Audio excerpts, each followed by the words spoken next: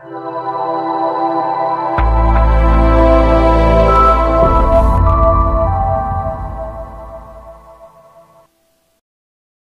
saya melandasi buku dengan kalimat kisah indah bersama Abah ini karena apa yang dicontohkan oleh Abah adalah merupakan teladan.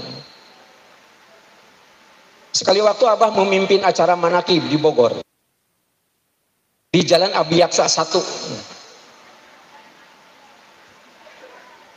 Sohibul Bait bertanya kepada Abah, Abah, sudah begitu banyak orang yang menghujat Abah, sudah begitu banyak orang yang menghina Abah, tetapi mengapa Abah diam saja? Kemudian pada saat Abah menyampaikan khidmat ilmiah, Abah menyampaikan kalimat pendek sederhana. Kalau yang bicara itu orang gila, itu yang mendengarkan harus menjadi orang yang berakal. Memangnya kenapa? Kemudian saya kerucutkan persoalan ini. Abah ini adalah mursyid. Abah adalah orang yang paling ikhlas. Untuk menyampaikan ikhlas itu nggak usah dengan mengungkapkan aku ikhlas nggak begitu. Tetapi ada tidak sifat yang melekat pada diri beliau bahwa itu menunjukkan keikhlasan. Begitu saya teliti, baca-baca dan sebagainya, ternyata semuanya ada pada Abah. Abah mempunyai dua sifat yang tidak bisa dipisahkan dari pribadi beliau. Yang pertama adalah waro. Dalam kajian ilmu fikih yang namanya waro adalah kehati-hatian. Jangan sampai kita terjerumus ke dalam bidang yang syubhat.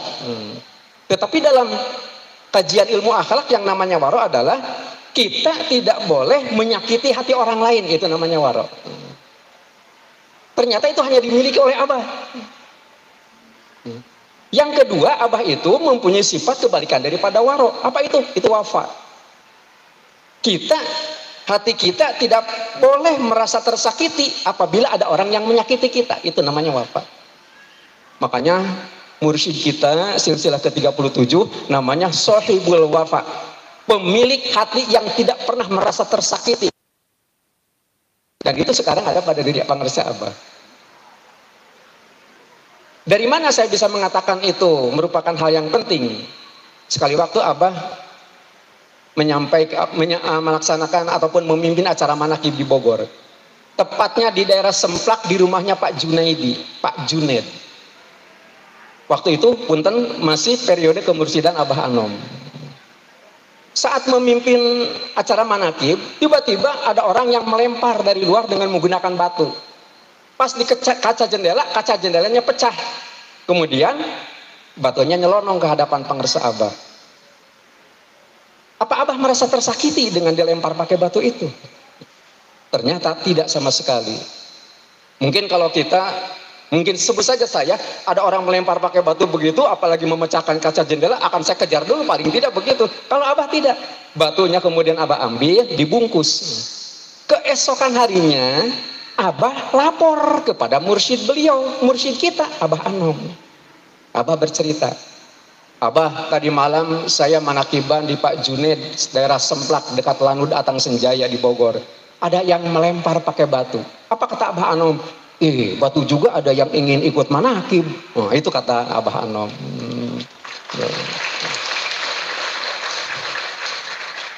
Terima kasih yang tepuk tangan, mudah-mudahan panjang umur. Kemudian Abah memberikan penjelasan. Abah Anom saja mengatakan ada batu yang pengen ikut manakib.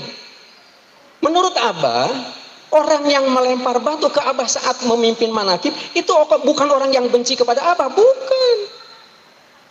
Orang tersebut adalah orang yang mencintai Abah.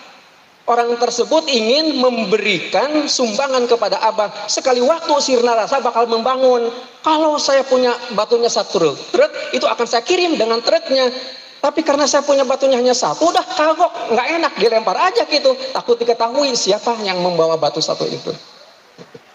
Gitu. Ujung-ujungnya batu yang satu yang dilempar orang kepada pengersa Abah itu adalah menjadi salah satu pada saat peletakan batu pertama pembangunan gedung serbaguna Sirna Rasa. Tuh, betapa tidak indahnya kasus-kasus semacam begitu. Gitu ya. Kemudian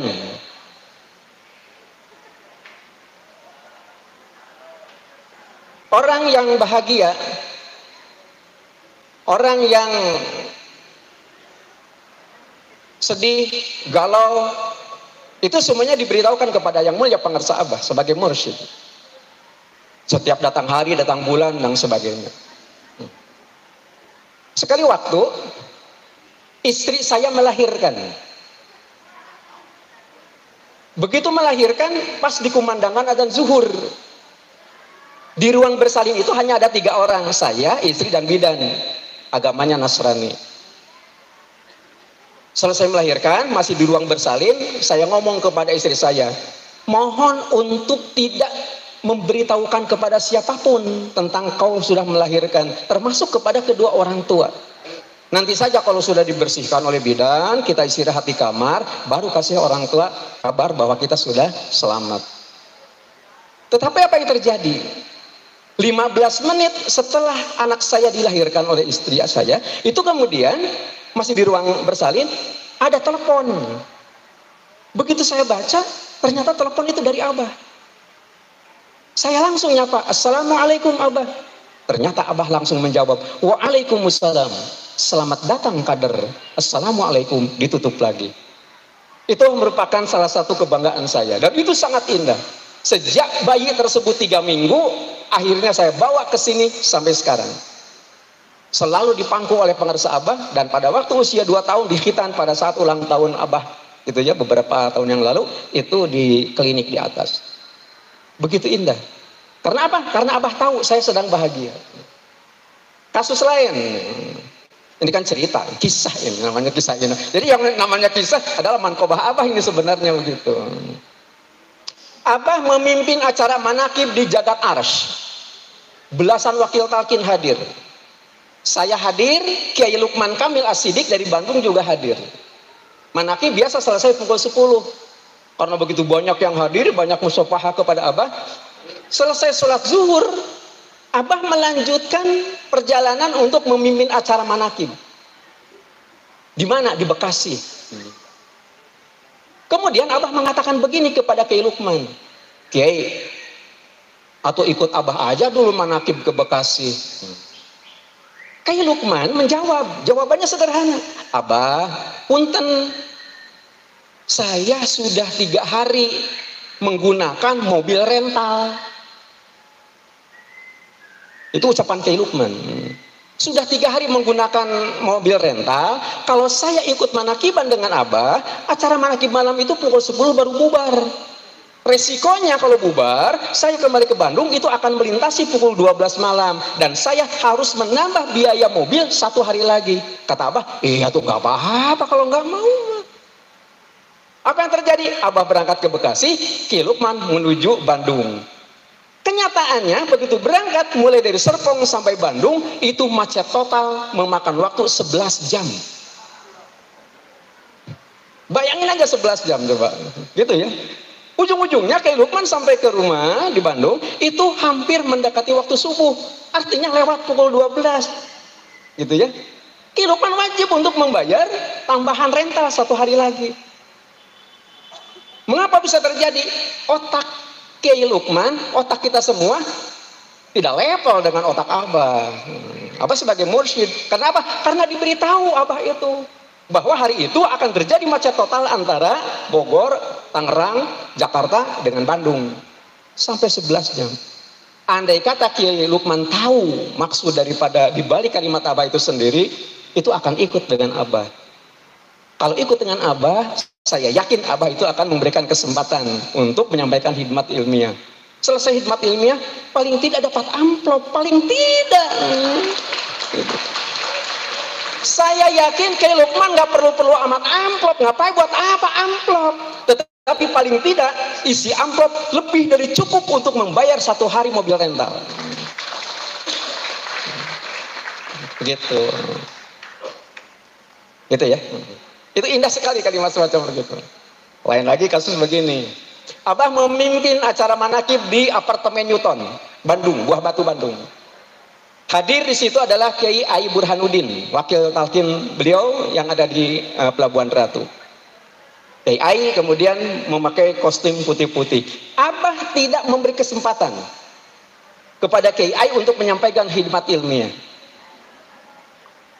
Kemudian malam harinya Abah memimpin manakib di Masjid Al-Falah Pengasinan, Bekasi. Kiai Ai hadir, tidak diberi kesempatan untuk menyampaikan khidmat ilmiah. Pada saat Abah menyampaikan khidmat ilmiah, Abah ternyata menyenandungkan syair lagu.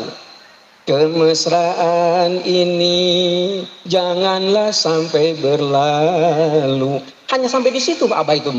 Semua terpukau yang hadir. Abah begitu merdu suaranya. Selesai, ditutup acara manakib. Keesokan harinya, Abah memimpin manakib di Grand Puri Laras, Ciputat. Abah duduk di sini, sebelahnya saya, sebelahnya Kiai. Kiai tidak diberi kesempatan untuk menyampaikan khidmat ilmiah. Abah meminta saya untuk menyampaikan khidmat ilmiah. Saya sudah duduk di atas bangku, di atas kursi, sudah pegang mic, tetapi blank, saya mau ngomong apa? Akhirnya kembali saya robitoh kepada beliau, ternyata yang muncul persis seperti yang dikuliahkan oleh pengersa Abah tadi subuh. Ayat 42 daripada surat Az-Zumar. Allahu yatawaffal anfusa hina mautiha wallati lam tamut fi manamiha. Fayumsiku lati qada 'alaihal maut wa yursilul ukhra ila ajalin musamma. Itu yang disampaikan oleh beliau tadi pagi. Sampai begitu. Artinya yang saya sampaikan adalah tentang kematian. Begitu ya. Kemudian setelah menyelesaikan acara manakib, Abah melanjutkan lagi acara manakib di Jalan Lantana, Bekasi. Kiai Ai ikut dengan Abah. Saya kembali ke Bogor karena ada acara manakib. Nah, di situ di Lantana, di rumah Pak Haji Haris Iswandi, baru Abah memberikan kesempatan kepada Kiai Ai untuk menyampaikan khidmat ilmiah. Acaranya selesai, manakib, Abah ke Sirna Rasa, Kiai Ai pulang ke Pelabuhan Ratu. Keesokan harinya subuh ada informasi bahwa Kiai Ai sudah berpulang pada waktu itu. Abah menyampaikan kalimat sederhana. Sebenarnya Kiai Ai itu sudah pamit kepada Abah saat manakib di apartemen Newton. Sampai begitu. Jadi kalau sekali Abah menyenandungkan lagu kemesraan ini, artinya pada saat kondisi begitu indah itu sendiri jangan sampai dilupakan. Makanya kalau besok lusa Abah menyenandungkan lagu kemesraan ini, kita sade ya kira-kira ya, jangan begitu. Nggak usah begitu gitu ya. Nggak usah diterjemahkan begini begitu gitu ya. Masih banyak ya yang diceritakan gitu ya. Pengalaman-pengalaman pribadi. Sebenarnya kisah-kisah semua itu sendiri itu terangkum dalam buku Kisah Indah Bersama Abah gitu ya. Ini sayang belum bisa dibagikan karena memang dicetak sederhana gitu ya, dalam artian keterbatasan kemampuan percetakan gitu ya. Nanti kalau kira-kira sudah lengkap barangkali itu bisa dimanfaatkan. Itu saja. Terima kasih. Assalamualaikum warahmatullahi wabarakatuh.